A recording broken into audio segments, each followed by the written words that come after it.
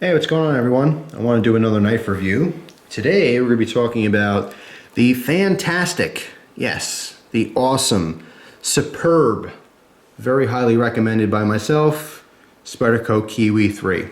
Alright, Kiwi 3 being the third generation of this knife.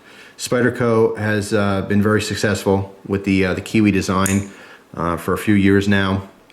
And what they've changed really is they kind of lowered the steel a little bit to lower the overall price in this knife. All right, now full MSRP is $34.95, so expect to pay anything less than that. All right, so it's $35 knife if you buy it direct, but you're looking at 20, 25 bucks most places. So right off the bat, if you don't have time to watch the whole review, this is awesome. It's a fantastic knife for a lot of different things, but there's one thing specific I want to mention to a lot of the overseas viewers, okay, a recommendation with this knife. But anyway, I think it's fantastic for EDC. I think you get a lot of knife for the money.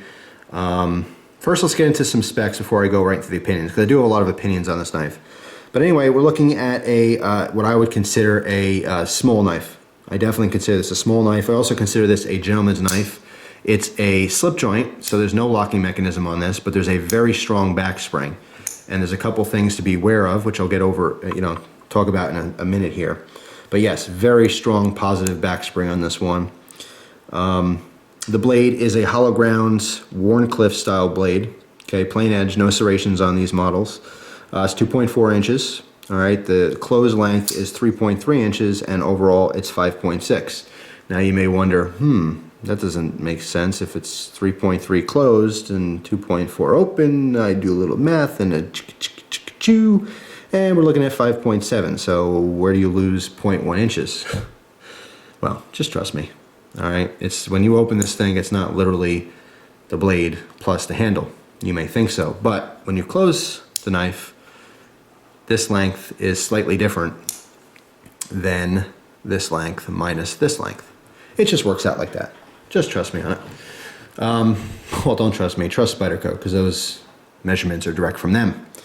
But look, if you're not really into specific details, it's a small knife. Okay, it's exactly that big. So look at it in my hand. It's very small. Anyone can, even if you got smaller hands, you could palm this knife and no one will ever see it. So anyway, let's get on to more important things. The blade steel is a 8CR13 MOV. It's definitely on the softer side. It's definitely not the best steel in the world, but I think a lot of these softer steels are very underrated, okay? And I'm going to discuss a recent conversation I had with someone. It was about CRKT knives and about their AUS 8. I believe it was a SHOT Show video, and the representative for CRKT was saying premium AUS 8 stainless. And someone was laughing like, yeah, premium. Yeah, good stuff there, CRKT. And I kind of replied to them and said, yeah, why not? Why can't you call that premium? They do a fantastic job on heat treating their blades. All right, just because a steel is cheaper does not mean that it's not properly done. And I've said this before, but you can have the best steel in the world compared to the cheapest steel in the world. And if you look at, the specifics on the steels, it may be, clear cut. S30V is definitely better than 440C any single day of the week, except when one of those is not heat treated properly. If you have a poorly heat treated S30V and you compare it to a very superbly heat treated 440C, the 440C will outperform it. Now, if you're talking about a good heat treat across the board, yes, there is definitely differences between certain steels, but don't become a steel snob. Okay, for a workhorse knife, you don't need anything super. You don't need some kind of magic steel. These blade steels have worked forever. 440C in particular has been used for, 50 years or more.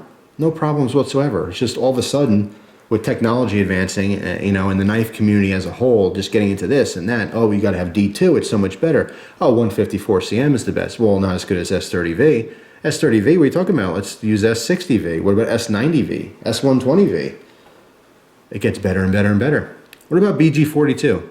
What Chris Reeve used to use on their Sabenzas. A lot of you guys out there who are getting into the knife scene right now have never even heard of BG42, or for that matter, ATS34. These are two steels that were heavily used in the, well, not BG42, but even ATS34 heavily used. It's very, very comparable to 154cm. Now, you don't have to be a metallurgist to understand all this stuff, because I am certainly not. But just knowing knives and being lucky enough to get into knives in previous years where different types of steels have used, I've seen quote-unquote fads. It's okay, this comes out, it's very good. You know, one company uses it, all of a sudden everyone else wants to use it because it's starting to get known. And that's just what happens. But at the end of the day, it's metal. You can sharpen metal. Yes, you can cut with it. I doubt that the majority of you watching knife reviews will really use a knife long enough to tell a very distinct difference between different steels.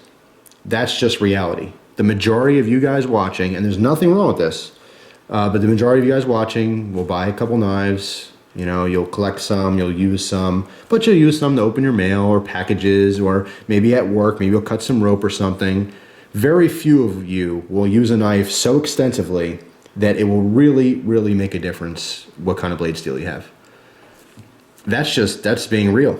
That's totally being real about it. However, if you're really into the hobby and you do a lot of test cutting stuff, and you know, you just play with your knives all day, cutting things, cutting cardboard, cutting paper, trying to get it super sharp, then yeah, you will know the difference. But it's not like you need a better steel. You just happen to prefer it because you have the knowledge that some steel is better than others. That's all. The whole point of this whole thing is just to say that as far as the person commented on that AUS 8 stainless, that yes, that CRKT does make a premium AUS 8. Just like Buck makes the best 420 in the world.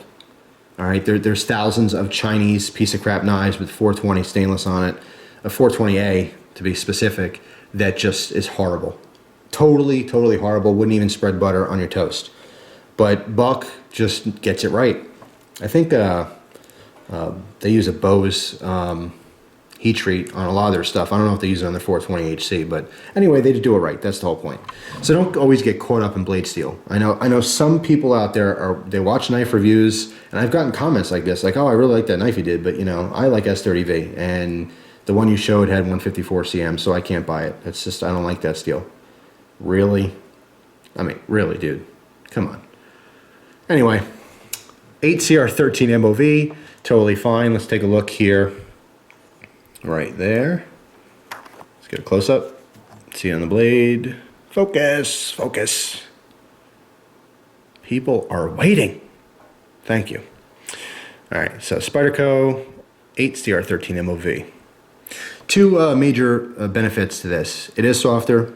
That means, yes, it will be very, very easy to sharpen. The downside, won't hold an edge as long, but that's okay. The other bonus here is this Warncliffe blade. Our cutting surface is completely straight, so it'll be very, very easy for us to freehand this or even use some kind of sharpening system. No curves to worry about, no serrations on these models. All right, so very easy maintenance on this knife. Fantastic. Now let's talk about the weight. It's all stainless steel. Usually that means heavier knife. However, it's small, it's slim. There's not much going on here. Okay, we got a blade, two handles, couple internal pins. By the way, you'll notice that you cannot take this knife apart. There's not even a single exposed pin anywhere on this. So they got to be all, you know, little like half drilled into the handle scales here, and then the pins put in that way and kind of press fitted. I don't know exactly how they construct these, but it's very cool. Very, very clean look to this knife. Okay, very classy. Gentleman's knife, in my opinion. Also being a slip joint, we have some concerns. I talked briefly about that strong lockback. We'll talk, or not lockback, the lock bar. We'll talk about that in just a moment. But yeah, 1.75 ounces on this. It's nothing. It's just because it's a smaller knife. So you definitely have that. I mean, some people love their all stainless steel. They love it. I can go either way. I like certain knives that are all stainless. It just feels like quality. There's so much plastic in the industry these days, so much substitutes, that when you get something that's metal, you kind of forgot how cool metal is. And you're like, yeah, it feels good. And that's what you get with this. You get that awesome, sturdy feel, but it's not a big old knife, so it's not like, oh, it's heavy. Now, for all you jimping freaks, okay, if you like your grooves and your jimping and your cut patterns and your texture, not for you. There's not a single cut, groove, grip, nothing. All smooth, the entire knife. The only thing that's not smooth is the edge, but even the edge is still sharpened very nicely from the factory. I got mine used, but it's still nice and sharp, and I have been able to play with two of these. One was a previous generation, which was razor sharp out of the box, and another Kiwi 3, which was new, and that was also razor sharp out of the box. Spyderco does a fantastic job on their knives. Most, if not all, come with a 30-degree inclusive edge. That's factory 30 degrees, and what I mean by that is that each angle or each side of the blade is sharpened at 15 degrees. So, you know, there's always two sides to the edge, unless you're talking about, you know, a chisel ground blade or something. But generally speaking, it's going to be the same on both sides. So 15 and 15 make 30. Now, if you have a Spyderco sharp maker, you will notice that there's two settings, basically a 30-degree sharpening adjustment and a 40-degree. 40 degree is what the knife industry as a whole generally uses. So what does that mean? If you're really kind of new to knives, what I'm talking about here is that most knives are sharpened at 20 degrees on each side. Spyderco goes 15 on each side. So it makes for a thinner edge, therefore sharper. So in even simpler terms, Spyderco knives are sharp when you get them. So you don't have to worry about it. I've gotten questions from people saying, I really want to get this knife, but you know, do I have to sharpen it when I get it? No. It's not like you buy a Zippo and you need to buy fluid. When you get knives from companies like Spyderco or Benchmade, sometimes you get a lemon and it's not as sharp, but they're all pretty darn sharp out of the box. Spyderco particularly is a fantastic company for that. They always give a very good product right out of the box. So no worries on that. Now, yes, this is a slip joint, okay? No locking mechanism, but the back spring on this, you can see that pop up a little bit as I rotate this. It's very strong. One of the strongest I've ever had on a slip joint, okay? This is good in some senses. The first most important one is it's not going to close as easily once it's open. That's great. Another thing is once it's closed, it's not going to open your pocket as easily. Awesome. What's bad about this is that once it is open and you're going to close it, if it happens to close on your fingers, it's like a little guillotine. This thing shuts with some authority, all right? So we'll definitely nip off the tip of your finger or the side of your finger or whatever's in that channel. Whatever is in its way, it's going to cut clean off. So if you happen to be a rabbi and you need something for the road, this would suffice. In fact, you can put it gently right here in this little crest and then tell a joke to kind of distract the person and voila, you're kosher. And I hope that wasn't offensive. I know nothing about Judaism, but I did think it was funny, that's why I mentioned it. So anyway, moving on. Yeah, there's two finger trolls in here, okay? Now, it's the same theme of talking about slip joints. This makes one of the it's really one of the best slip joints I've ever had as far as functionality in two reasons. The first reason is that this finger troll, like many finger trolls, is comprised of basically half the handle and half being the blade. So when your finger's in there, you have a very secure feel. All right, the first part of this is that this is a very small knife, but it feels a lot bigger in your hand. You have a lot more handle and a lot of comfortable handle. You can see I get a 4-finger grip on this.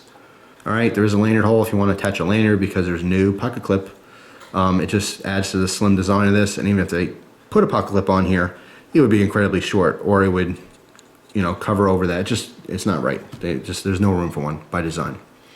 But anyway, the finger troll prevents this blade from closing. Once you get a secure grip on this, and it doesn't matter if this is all the way up here on your finger or down here, however you want to hold it, it doesn't matter how hard you hit the back of this blade, it's not going to close on you. Okay, this is a huge benefit. Most slip joints have that inherited risk that if you happen to tap the back of it, you know, and you're normally grabbing it like this or something, it'll come down and it will cut you. Now in this case, this extends even past that, but you know, generally speaking, let's say, you know, you're holding a knife normally and you happen to bump into something and it closes on you and then cut your fingers. A lot of people get cuts that way with slip joints. Holding this like this, normally, how you should be holding it, I suppose you can choke down if you want more reach, but I would never do that. I would just hold it like this, how it's designed, and it's never gonna close on you. It's just fantastic. Now, talking about this, I wanna recommend this knife specifically for anyone overseas who is constantly asking me for a good self-defense option as far as a blade goes. I think this makes one of the best legal folding knives for a lot of people, like in the UK or other countries that you cannot have locking knives. Remember, this is not lock. It makes one of the best options for a defensive blade ever. Absolutely love it. Again, two reasons. One, it's legal because there's no lock. All right. Another great option is the Spyderco UK PK. I think they did a fantastic job on that. And a lot of you guys overseas are into that because it is legal for you to carry around. But this one's even better because in a defensive situation, it's not like opening a box where you can be precise or slow. You're going to be whipping your knife around and doing whatever. Who knows what's going to happen? You're a lot more likely to bump your blade and have it fold on you and cut yourself. And that's certainly that's the worst time you ever want to have your knife close and cut yourself, is when you're trying to defend yourself, perhaps even defend your life. Imagine someone's attacking you and all you want to do is try to get them off you, and you take your knife out and you end up cutting yourself with it. That's certainly not a good situation. So you get, first of all, a great grip. Once you're holding this knife, there's no way anyone's ever going to get this out of your hands. Number two, if you're holding it properly, there's no way this is ever going to fold and cut you. All right. And number three, the most important part is, again, if you're overseas or any country that you're not allowed to legally own or carry a locking folder, then you're covered here. It's totally legal. And it's a heck of a lot of knife in a small package. Nice acute point, again, because of that drop, that Warncliffe style, and a gradual decrease until you get to that point. Very acute point, great for penetration, great for slashing, hollow ground. It's just a fantastic option. I really think this is going to be a favorite for particularly people in the UK. I know there's plenty of other countries that have the same issues, but the UK PK knife has been very popular with you guys over there for the same reasons. But I think this is an even better option. I've had the UK PK. I've had 3 versions of it. It's a fantastic knife. But as far as defense, I'm not talking about utility, as far as having an option for defense, because if you can't have a lock on your knife, most likely you can't have a gun either. And I'm going to be very confident in saying that, yeah, if they're that stringent about knife laws, then forget a gun. This is one of your best options if you do choose to carry a knife for defense. I don't know what other laws you have. I don't know if you can carry a taser or a stun gun or some kind of impact tool or some pepper spray. Of course, I would always suggest a less lethal option depending on the situation.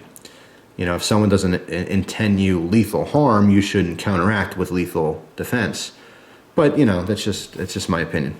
But if you're already carrying a knife for defense and it's a slip joint and it's like a Swiss Army knife or something, totally a better option. Absolutely. Now, forget anything about defense and hurting people and anything like that. Strictly utility, awesome, awesome EDC knife. Just perfect, all right? If you're one of those people that wears jeans all the time and carries big, scary tactical folders, this makes a perfect 5th pocket knife. Talking about on the jeans, that small little pocket on the right-hand side that no one ever uses for anything. It's like a change pocket or a coin pocket. No one ever puts change in there. It's too hard to get out.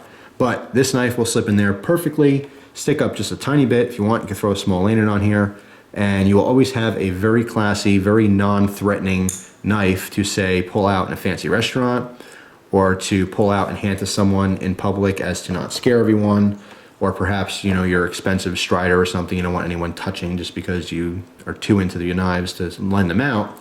It's a great backup to give to someone, you know, not to keep, unless you really like them. But hey, you know, hey man, can I borrow your knife? All these people that make fun of people for carrying knives, why do you carry a knife everywhere? They're the first people to ask you for a knife. It could be like within an hour after saying that, hey, why do you carry a knife everywhere? What do you need a knife for? 20 minutes later, hey man, can I borrow your knife? Yeah, that's what I thought. This is the one to pull out and to give to them. All right, I would open it for them, otherwise they're gonna cut themselves. But just overall, a fantastic knife, very ergonomic, very comfortable. As I mentioned, even being a slip joint, very, very safe. All right, they just did it right. Price is great, it looks good. The only downsides, again, one, if you happen to need a lock on your knife, not for you. If you happen to like really grippy knives, not for you. All right. If you happen to not like Warncliffe blades, obviously not for you. But anyway, Spyderco Kiwi, very cool. Kiwi, why is it called a kiwi? Well, I think it's obvious. It looks exactly like the fruit. No, obviously I'm kidding. It has nothing to do with the fruit. But it kind of looks like the animal. You get it?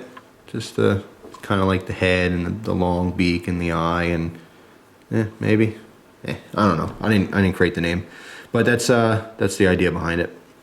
So that's all. That is my review of the Kiwi 3. It's a fantastic knife. It's highly recommended by myself, and this one gets tons and tons of use, and it will continue to get use.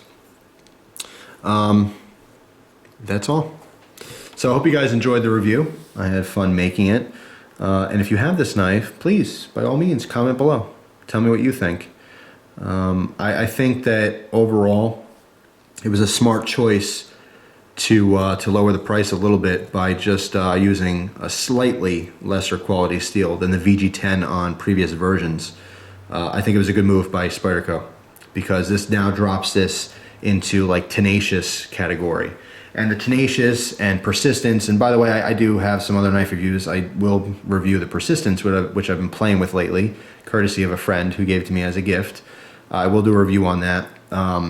It's in that realm now for affordable Spydercos. You know, if you're one of those people that can never really get a Spyderco and you were stuck with, say, the Bird models, you know, something that's kind of like it, and then you finally just, you know, went ahead and spent the 30 bucks on a tenacious and you loved it, but maybe it's just a little bit too fat or too bulky or too big for your style.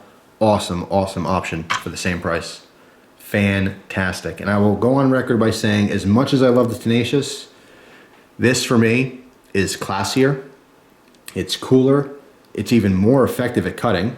And even though this has no lock, I feel a lot safer using this than using the tenacious with its liner lock. Plus, for some reason, the tenacious has some kind of, you know, crazy curse on it, and everyone who owns one ends up cutting themselves with it. Every person I've ever known who bought a tenacious ends up cutting themselves. So anyway, that's all. That's my review of the Spyderco Kiwi 3. Hope you guys enjoyed it. I thank you very much for watching, and I hope you enjoy the rest of your day. Take care.